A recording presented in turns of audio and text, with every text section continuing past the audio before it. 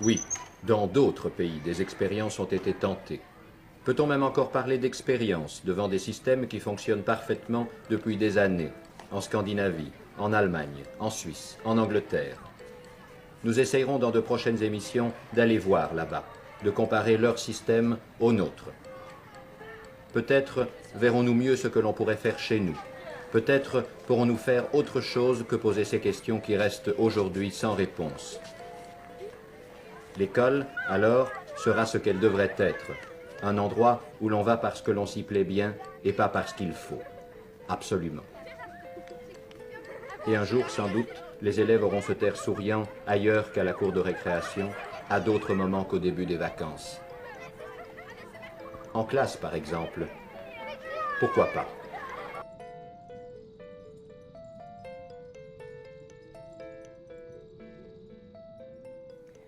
Comment mes parents me voyaient quand j'étais petite, c'est compliqué. C'est très compliqué, ouais. Oh, ça c'est une longue histoire que je vais essayer de faire en bref, mais bah déjà à la base, mon frère et moi, on est tous les deux adoptés, donc c'est déjà un certain, un certain impact. J'étais dans une famille hyper catholique, donc la chorale, à l'église tous les dimanches, même les fêtes de Noël, c'était que avec ceux de la paroisse. Et comme bon, mon père était, il est toujours quoi, non, il était ingénieur, mais ma mère n'avait pas de métier. Pour elle, c'était important que j'ai un diplôme général et d'avoir les bonnes bases, ce que je comprends aussi, parce que bon, elle n'a pas eu l'occasion d'avoir ce diplôme-là, mais je ne vais pas dire à cause de ça, mais l'impact a été que, à un moment donné, j'ai voulu aller plus dans le milieu artistique en secondaire. Elle dit, donc c'était vraiment les grandes familles. Non, ma fille, tu continueras en latin grec jusqu'à Tareto. Et inconsciemment, tu dois quelque chose à tes parents adoptifs. Et tu te dis que bah, ils ont tout fait pour nous et que comme l'état de santé de ma mère était aussi, elle est très faible aussi, donc ouais, on faisait tout en fonction d'eux. Et pas mon frère, mais bon, c'est comme dit, les plus grands, ils ouvrent la porte. Donc, et puis c'était un garçon. Je vais pas dire ça, je veux pas être péjoratif, mais c'était un garçon, donc il était avec sa bande et tout. Mais en tant que fille, tu dis, bah oui, il faut pas faire ci, il faut pas faire là. Et, euh, et que presque à sa mort, ça fait beaucoup sur l'impact les remises en question sur ton boulot, la confiance en toi, le fait de bah, je vais passer le pas ou je vais pas passer le pas. Et voilà, en gros, ça a été. Et qu'avec du côté de mon papa, c'était pas vraiment psychologique. Lui, c'était vraiment. C'était le patriarche. Donc le matin, il partait, le soir, il revenait, et il allait d'abord dire, comme on disait, d'abord, il allait dire bonjour au chien, il venait nous engueuler après. Ça, c'était... ça, c'était... Mais c'est de l'ancienne génération, voilà, maintenant étant adulte et étant maman, et étant passée par plein de trucs aussi, je comprends plus de choses. Mais grâce à lui, j'ai eu la photo.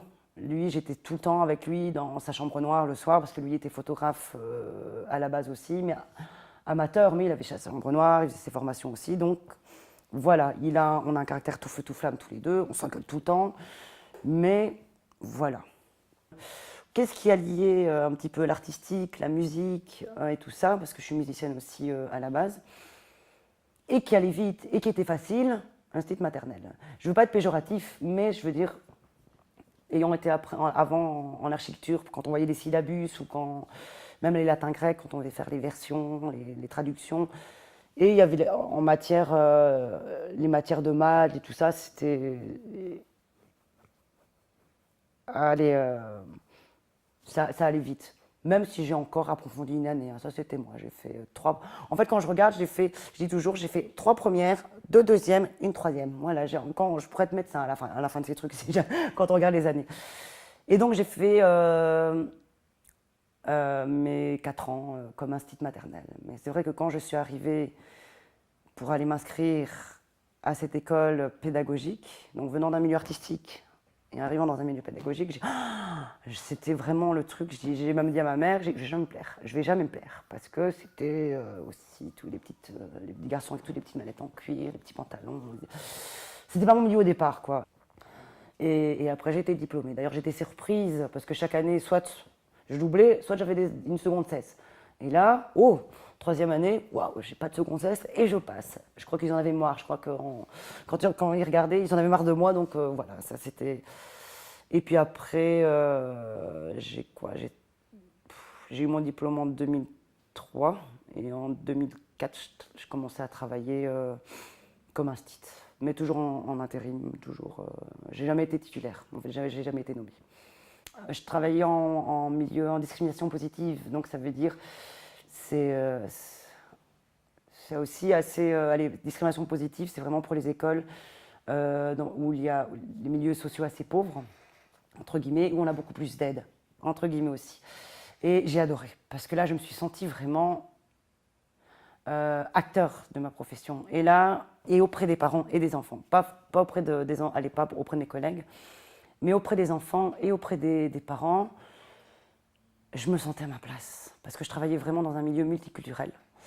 Et comme étant étrangère physiquement, j'avais un autre rapport. J'ai vu tout de suite, par rapport où les parents, quand ils allaient parler aux autres instituts qui étaient blanches, et que moi, ils avaient un autre rapport. Et ça, même elle-même, elle me disait, mais vous êtes étrangère, vous nous compreniez mieux, alors que j'ai pas du tout le même parcours. Hein. Moi, je suis adoptée, comme je dis, je suis bien belge, je suis une banane, blanche à l'intérieur, jaune à l'extérieur. Donc j'ai bien l'accent ch'ti parfois, j'ai bien voilà, je suis bien bourraine parfois. Donc, mais c'est vrai qu'à Bruxelles, ça je me suis rendu compte aussi, je suis étrangère physiquement. Et donc pour les étrangers aussi. Et donc ce rapport-là, voilà. Dans presque chaque école, j'ai retrouvé au moins une ou deux instituts qui étaient exécrables, et ça me rendait malheureuse. Si on me donne des coups de cutter comme ça, quand ils sont jeunes, et après en primaire on leur dit oui, mais pourquoi t'es comme ça, et tu dis pas bien. Mais si on a déjà bafoué leur personnalité, si on les a déjà baissés étant petits, c'est normal qu'à un moment donné ils n'ont plus de confiance. Les mots tuent vraiment. Vraiment, et ça me touchait trop. Moi, je savais pas faire le singe, hop. Moi, d'ailleurs, je rentrais en pleurant dans le bureau de la direction, et à la fin, quand j'ai dit que j'arrêtais, et la direction m'a très bien comprise, d'ailleurs, ils m'ont dit, on te rend ta liberté, Marie. Je pouvais plus, et c'est pour ça que cette année, j'ai dit, j'arrête, ça me tue. Même si mon père n'est pas toujours d'accord, hein, pour l'instant, voilà, tout ça, il dit oui, retourne dans ton boulot d'avant, t'étais bien, t'étais instit et tout ça. Mais je lui ai dit, mais pourquoi j'étais instit maternelle? C'est parce que vous vouliez que j'ai un diplôme tout de suite et que voilà, il me fallait voilà, c'était vraiment cette influence. Il dit oui, tu dois avoir ça, un truc stable. Et c'est normal parce que c'est la génération d'avant, je veux dire. Et que maintenant ils comprennent moins, c'est normal aussi, parce qu'ils ont leur génération, ils commençaient un truc au début jusqu'à la fin. Que maintenant, et les métiers artistiques à ce moment-là, c'était, voilà, même si mon père, lui, il a son frère qui est artiste, photographe aussi, bah, c'était la bête noire dans sa famille. Ils étaient 6 frères et sœurs, mais c'était la bête noire, mon oncle. Et donc, ouais, voilà, en gros, je vais peut-être me casser la gueule, hein. Ça je sais, je dis ici, c'est vraiment l'année test, j'ai tout lâché, j'ai tout, voilà. Mais c'est le moment où je respire. Et c'est les moments où, même dans beaucoup de choses, j'avance un peu mieux, ou je vois plus clair, ou même, voilà, c'est vraiment cette année, le déclic, cette année, quoi. Si l'enfant que j'étais avant me voyait maintenant, dit...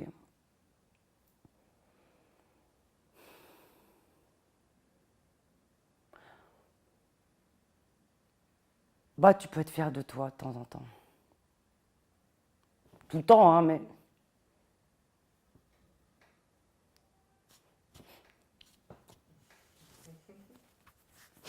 C'était beaucoup pire que ça.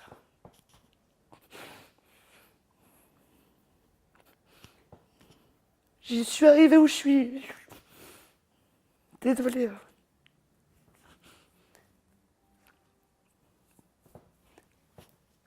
J'y arrive. Et c'est ce que je veux montrer à ma fille.